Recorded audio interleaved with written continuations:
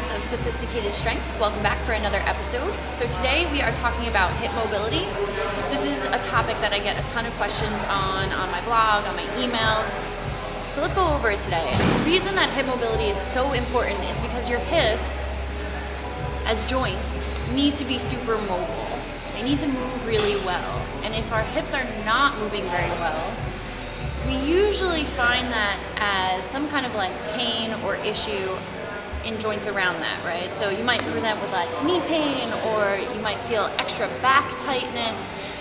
And so we really need to focus on making those hips more mobile. So we're gonna start out with some stretches that probably don't look like your normal stretches, because instead of relaxing ourselves into more length in the muscles, right?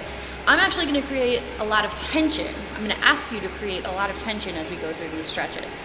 So there's 4 different stretches that we're going to go over today, and that's because our hips move in a lot of different directions, and so we've got to account for all those degrees of freedom that our hips need.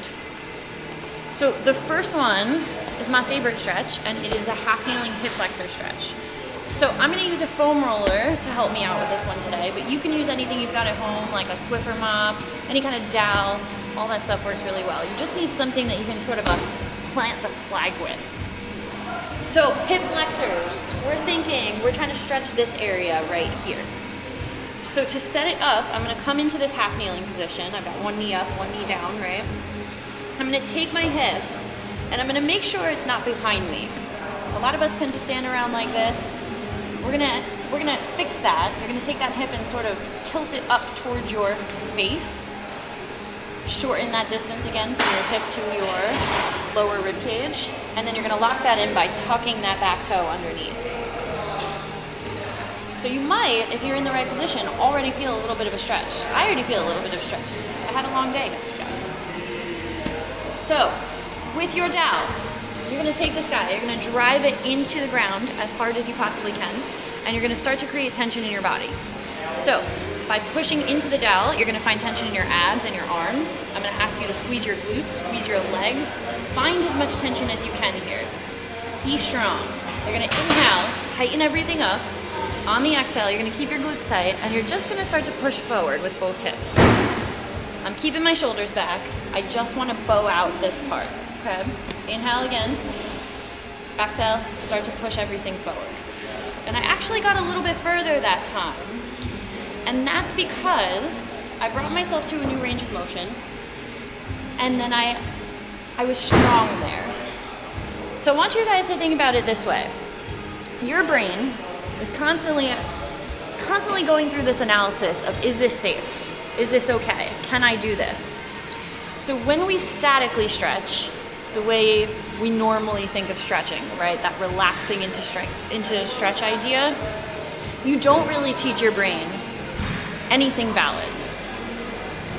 And that is why maybe you can't get there tomorrow and you have to keep stretching that place over and over and over again. So what we do here is we get you to that full range of motion, and then we ask you to create a lot of tension because it gives your brain a certain signal. It tells your brain, hey, maybe this is an okay place for me to be because I can be strong there. And so you get a little further, okay?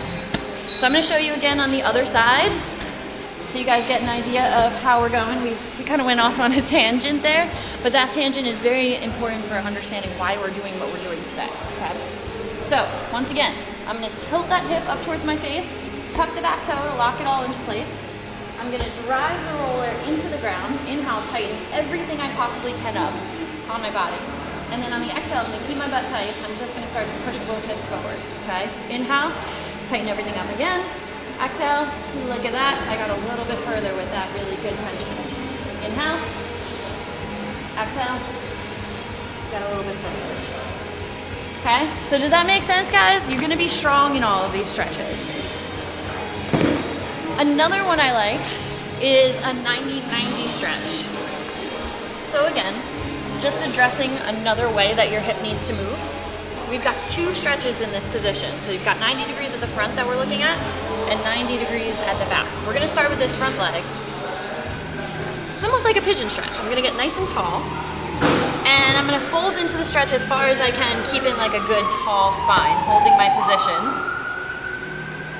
We've got a little bit of a push-pull here. You're gonna inhale, tighten everything up again, and start to push this leg into the mat, into the floor, whatever you're working on, as hard as you possibly can.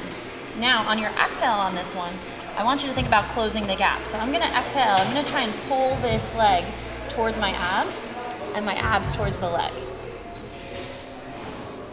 So then if I let go of it, I'm again able to get a little bit further, right? So I go again. I'm gonna inhale, push this leg into the ground, lock it in. I can make fists, squeeze arms, squeeze back, squeeze legs, whatever you can.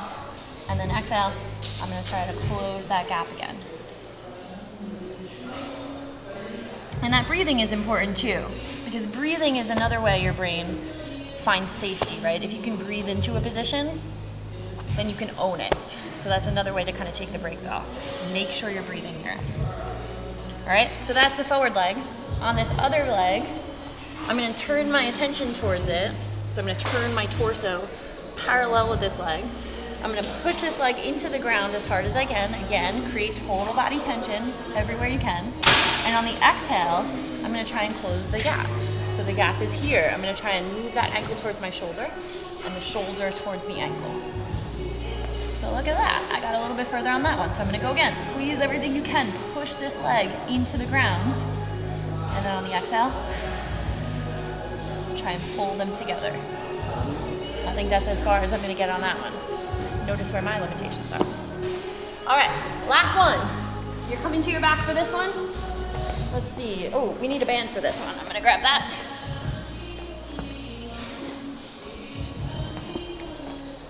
So I like to use these little mini bands from Perform Better, but I've been seeing them at most big box stores, so you can get them yourself.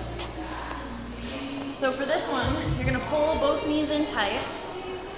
Anytime you're on the ground, check in, make sure your lower back is flat to the ground. That's important. You can always elevate your head to make that a little bit easier if you need to. But I'm going to push this knee into my hands as hard as I can, and then I'm gonna give it resistance. I'm gonna reach this right leg away. Bring it back in. Create some tension here. Pull this knee into your chest as hard as you can. You can even do it without the hands. Give it some resistance, push away on it.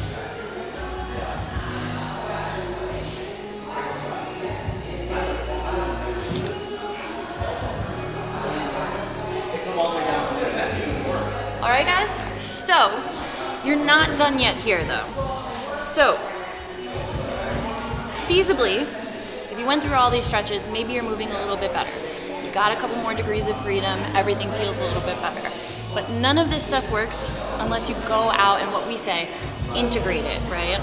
So consider that with these stretches, things are feeling better, but all you've done is created a window of opportunity. And so now you need to go move. So whether that's going and doing like some real heavy squats to a depth that suits you, going out doing some heavy deadlifts, go for a run, go to yoga class, just move. You gotta get these ranges of motion and then move through them, practice being strong in them, do novel movements, go out there and play. And that's how you're gonna make all this stuff stick. So that's it, guys. Once again, I'm Ashleigh from Sophisticated Strength. If you want the rundown of all these 4 stretches, if you sign up for my email list on the link below, you'll get a PDF of all these 4 stretches and how to do them. And please, please, please make sure to share it with your friends. Everybody could use a little more hip mobility, right?